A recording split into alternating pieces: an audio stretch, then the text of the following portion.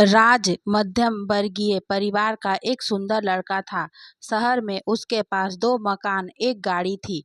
जमीन जायदाद की भी कमी नहीं थी। वह अपनी बहन, छोटी बहन मोना और माँ जानकी जी के साथ रहता था।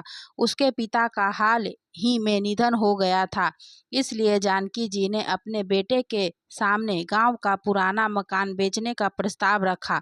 अब गांव में उनके परिवार से कोई रहता नहीं था। सब शहर में आकर बस गए थे। रात सुबह की बस पकड़ के अपने गांव निकल पड़ा। गांव शहर से करीब 100 किमी की दूरी पर था। बस रास्ते में रुकते रुकते और नए पैसेंजर को लेते हुए आगे बढ़ रही थी। तभी बस में एक बेहद सुंदर लड़की और उसके साथ उसकी चाची और बहन चढ़ने लगे। राज बस में चढ़ते उतरते लोगों को देख रहा था। उसकी नज़र उस लड़की के ऊपर गई और उसी पर ठहर गई। उसकी प्यारी सी मुस्कान और सीधे सीधे ड्रेस में वह बेहद खूबसूरत नज़र आ रही थी। एक तेज हवाओं का झोंका आया और उसके दुपट्टे से उसका मुंह ढक गया। वह दुपट्टा ठीक करने के लिए बड़ी मेहनत कर रही थी, पर चंचल पवन उसकी दुश्मन बनी हुई थी। जैसे ही उस लड़की ने अपने चेहरे से अपना दुपट्टा हटाया, उसकी नज़र राज पर पड़ी। वह उसी की तरफ बिना पलक झपकाए टुकुर टुकुर देख रहा था। वो भी राज को देखकर मुस्कुराई और शर्मा के उसने अपनी आंखें फेर ली। गांव आते ही बस रुकी। लड़की ने राज को एक नज़र देखा और बस से उतर गई। यह तो वही गांव था जहां राज को भी उतरना था। राज भी बस से उतरा और गांव के कच्चे रास्ते पर चलने लगा। लड़की, उसकी चाची और बहन आगे चल रहे थे और राज उनके पीछे पीछे चल रहा था।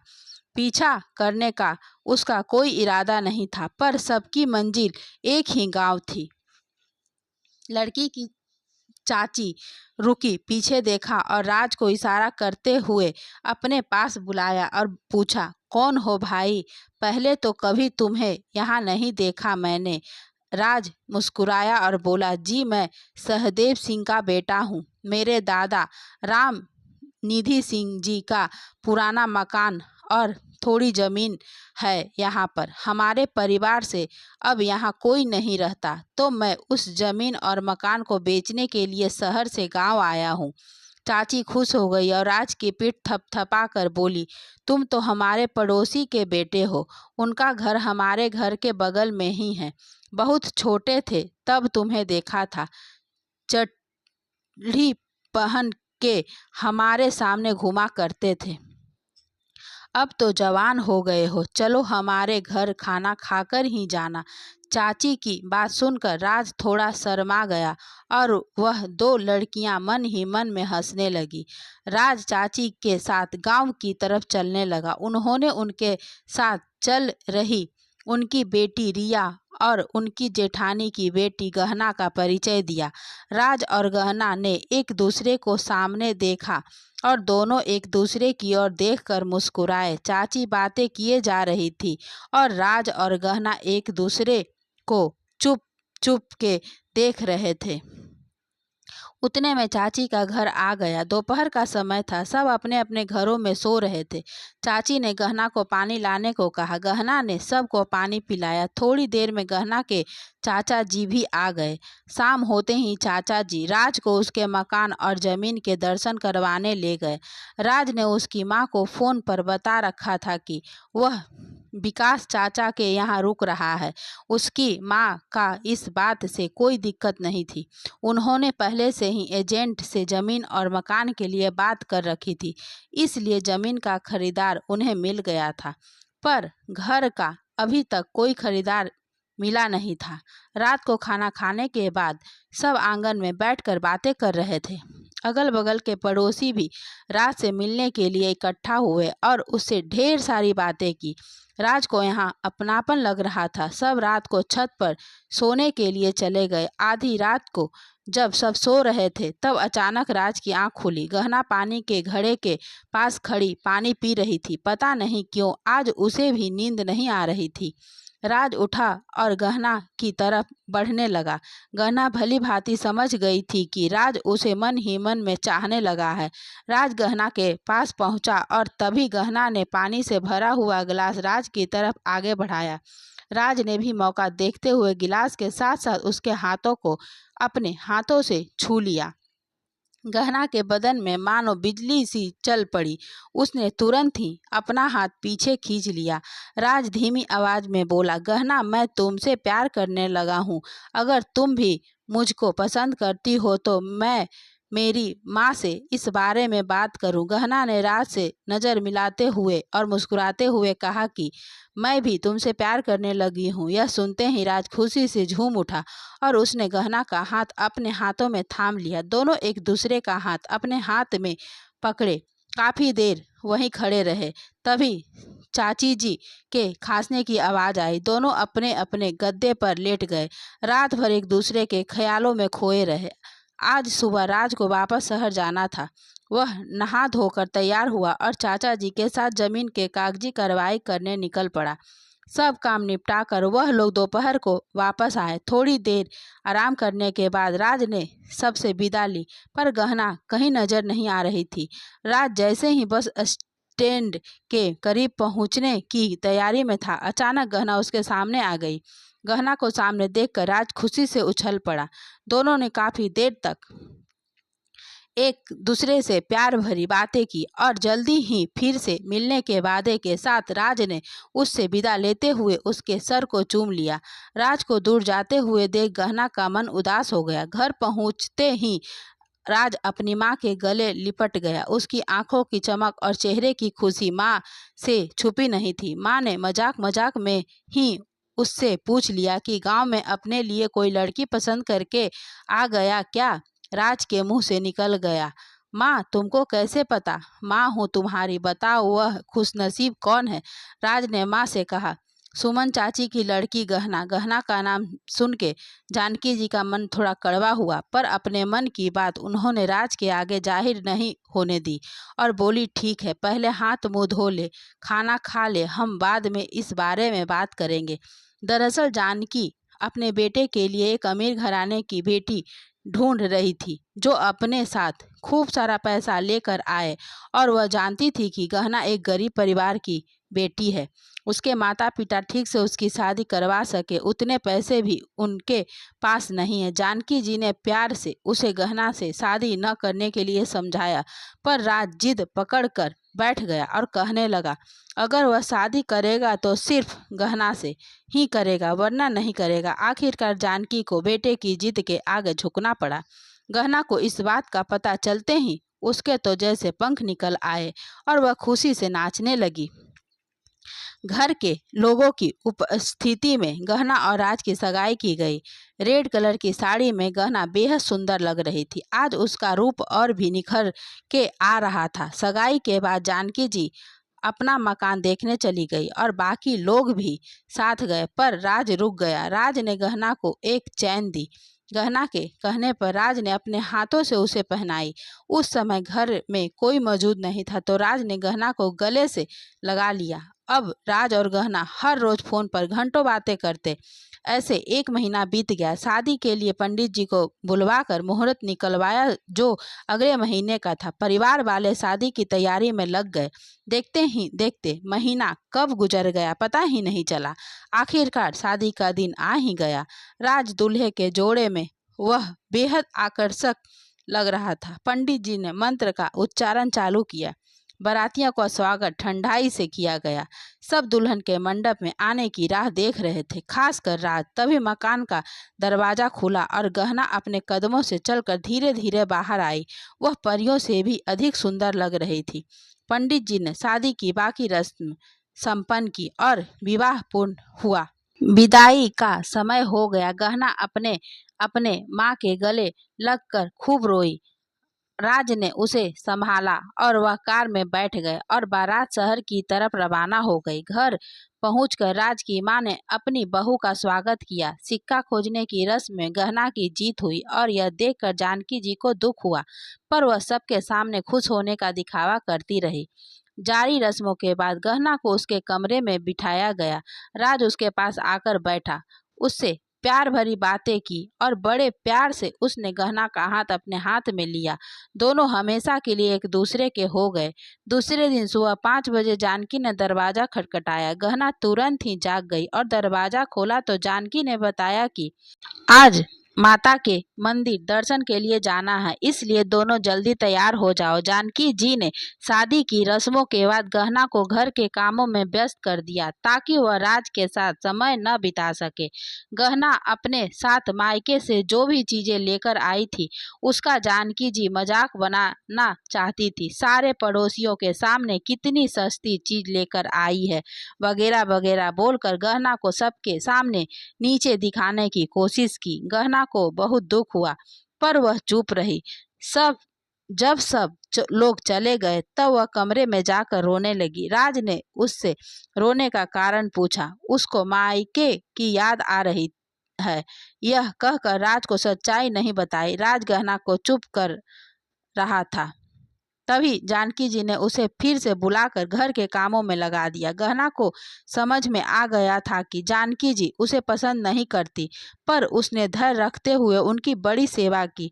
जानकी जी के मुंह से निकले उससे पहले ही गहना वो काम निपटा देती, पर जानकी जी उसके काम में कोई न कोई कमियां निकालती रहती और बहस करती रहती। यह सब तभी होता जब राज घर से बाहर होता। घर के कामों से थकी गहना कहीं न कहीं राज को समय देने में निष्फल हो रही थी। राज भी इस बात को अच्छी तरह समझ रहा था।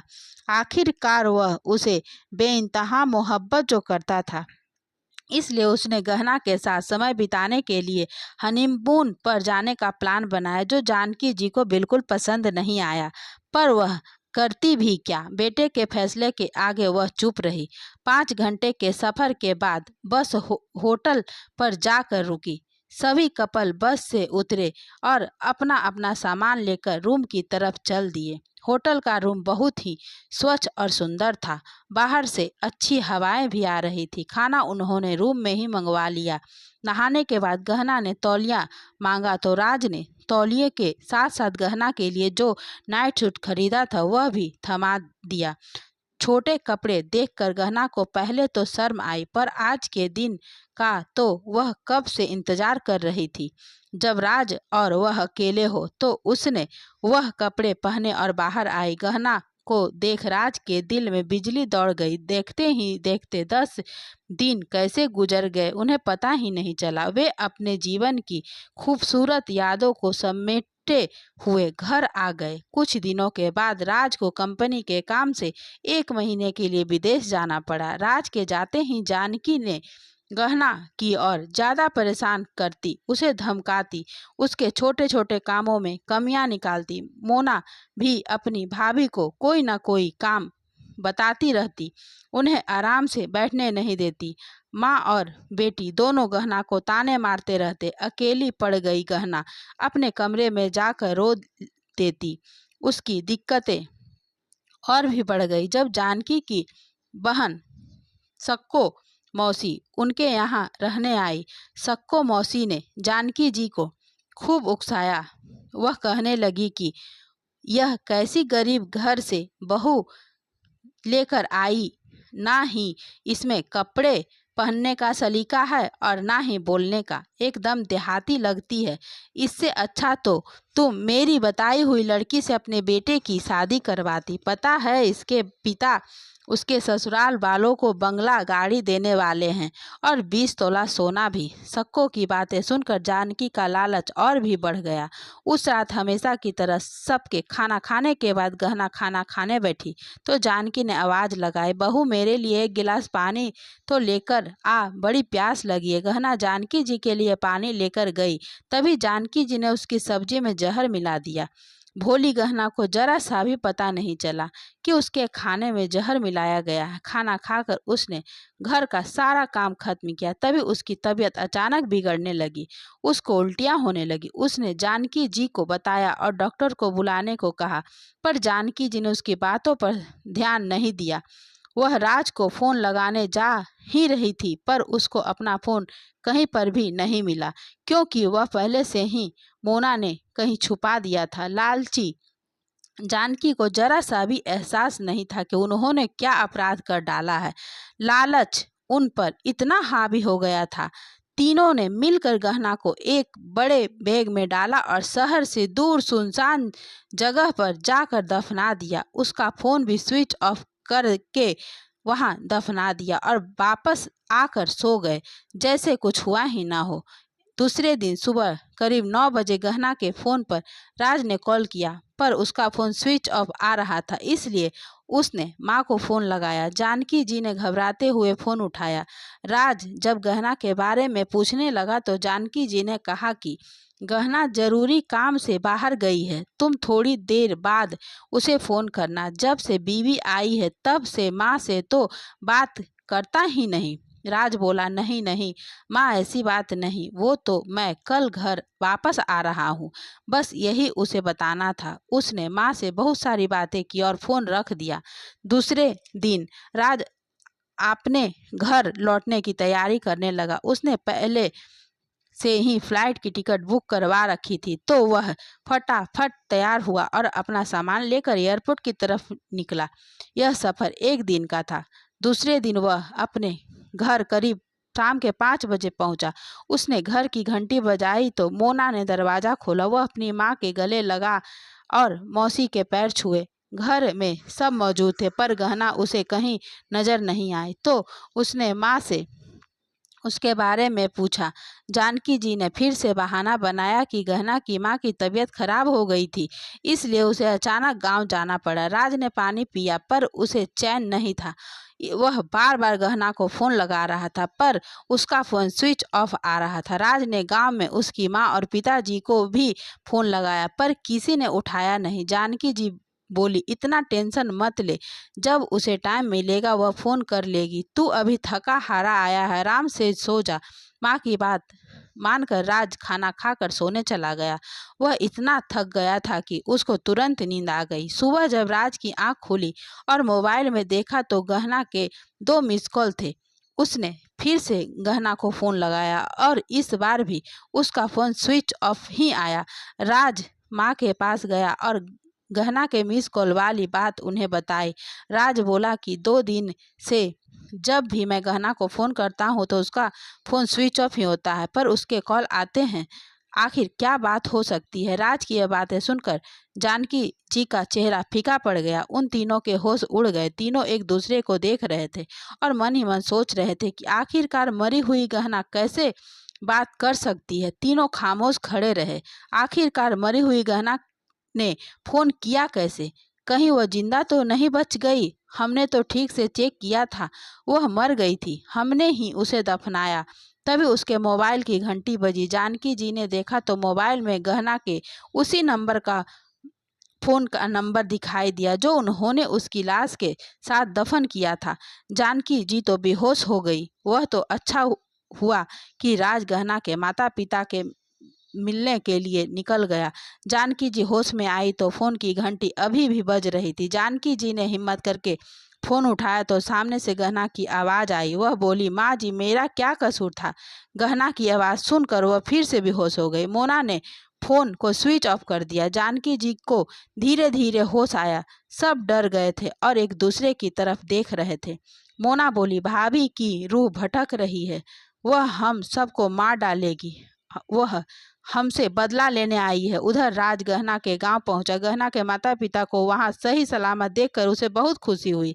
उसने उनसे गहना के बारे में पूछा। गहना के माँ बाप ने उसे बताया कि उन्होंने 1 हफ्ते से गहना से बात नहीं की थी।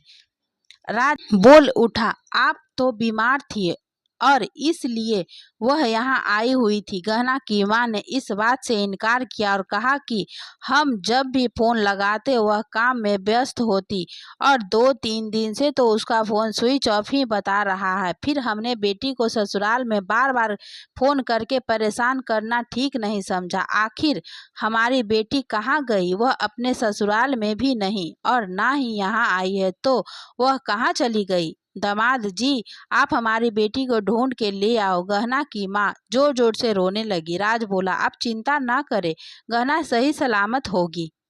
राज ने अपनी माँ को फोन लगाया और पूछा, माँ तुम तो यह कह रही थी कि गहना की माँ की तबीयत खराब है, इसलिए वह गांव गई हुई है, पर वह तो यहाँ पर नहीं आई। जानकी जी बोली, वह तो हमें यही बता करके गई थी। राज ने कहा, कोई बात नहीं माँ, हम उसे ढूंढ ही लेंगे। राज और गहना के पिताजी थाने गए और गहना के गुम होने की FIR लिखवाई।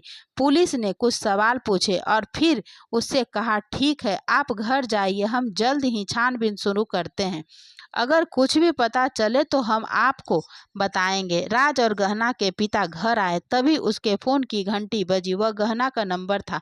उसने फोन उठाया तो सामने से गहना बोली, राज राज मुझे बचा लो।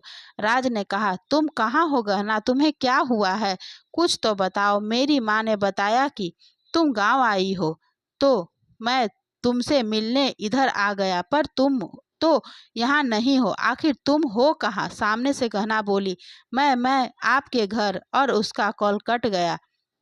राज और बेचैन हो गया। वह सीधा पुलिस स्टेशन गया और पुलिस को गहना के कॉल के बारे में बताया। पुलिस ने तुरंत वापस गहना को कॉल लगाया, पर फिर से उसका फोन स्विच ऑफ बताने लगा। पुलिस ऑफिसर ने गहना का फोन ट्रेस करने का हुक्म दे दिया और राज को दिलासा देकर घर जाने को कहा। तभी राज के मोबाइल पर उसके पड़ोसी का फोन आता है। वह बताता है कि राज, तुम्हारे घर के से अजीब अजीब आवाजें आ रही है। राज यह बात पुलिस को बताता है। पुलिस ऑफिसर शहर की पुलिस को राज के घर जाकर छानबीन करने को कहते हैं। राज, गहना के माता पिता और गांव के पुलिस ऑफिसर भी शहर के लिए रवाना हो गए थे। वह भी वहां आ पहुंचे। राज ने घर का दरवाजा खटखटाया, पर किसी ने दरवाजा नहीं खोला, इसलिए पुलिस ऑफिसर ने दरवाजा तोड़ने का हुक्म दे दिया। हवलदारों ने दरवाजा तोड़ दिया। जब सब के घर के भीतर गए तो घर के अंदर का मंजर बहुत ही भयानक था। जानकी जी ने गहना की आत्मा से खुद को बचाने के लिए तांत्रिक को बुलवाया था। पूरे घर में धुआं ही धुआं फैला हुआ था। उस धुएं के पीछे हल्की सी रोशनी में गहना की झलक दिखी। जानकी जी रोते हुए बोली, गहना बेटा, हमें माफ कर दो, मुझे छोड़ दो। मैंने ही तुम्हारे खाने में जहर मिलाया था, लेकिन इस सक्को ने मुझे दहेज के लिए उकसाया था। बोली थी कि राज की शादी किसी बड़े घर में करवाएगी। मुझे कुछ मत करना, मुझे छोड़ दो। राज ये सब सुन दंग रह गया। उसकी आंखों से आंसू बहने लगे। गहना के माता पिता की आंखें खुली की खुली रह गई। सबको यकीन हो ही नहीं रहा था कि ये क्या हो रहा है।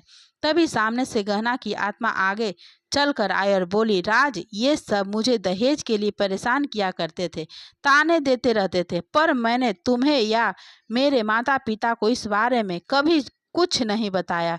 जब तुम यहाँ नहीं थे तो सक्को मौसी यहाँ रहने आई और उन्होंने माँ को भड़काया और मुझे मारने का प्लान बना लिया, पर ये भूल गई थी कि जीवन और मौत तो भगवान के हाथों में है।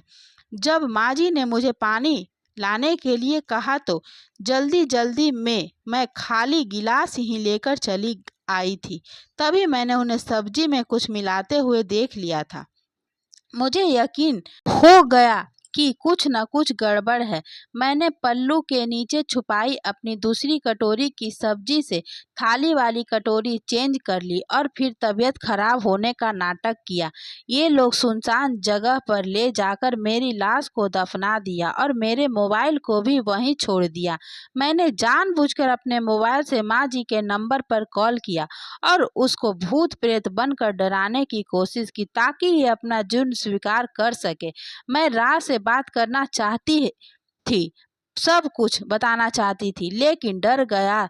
लगता था कि कोई भी बेटा अपनी माँ के खिलाफ कुछ नहीं सुनना चाहेगा। मेरे पास कोई सबूत नहीं था कि मुझे जहर देकर मारने की कोशिश की गई। तांत्रिक बाबा को पुलिस पकड़ने गई तो पता चला वह गहना की मदद करने आया था। वह तो राज का पड़ोसी ही था। राज को जब पता चला कि उसकी माँ ने ही गहना को दहेज के लालच में आकर मार डालने की पूरी कोशिश और बाद में इतनी कहानियां बनाई, तो यह सुनकर वह आग बबूला हो गया। वह उसकी माँ पर चिल्लाने लगा। राज ने गहना को सीने से लगा लिया और हिचकी लेकर रोने लगा। अपनी माँ से बोला, अब मैं आपके साथ नहीं रह सकता। हम दोनों ये घर छोड़कर जा रहे हैं। यही आपकी असली सजा है। आपने खुद अपना घर बर्बाद कर दिया। गहना मेरी जिंदगी है, उसकी सुरक्षा करना मेरा धर्म है। आपको धन मुबारक हो। इतना कहकर वह दोनों अपना सामान पैक करने लगे। तो आज की कहानी में बस इतना ही दोस्तों। आपको ये कहानी पसंद आई हो तो वीडियो को लाइक करें और चैनल पर नए हैं तो चैनल को सब्सक्राइब करें। धन्यवाद दोस्तों।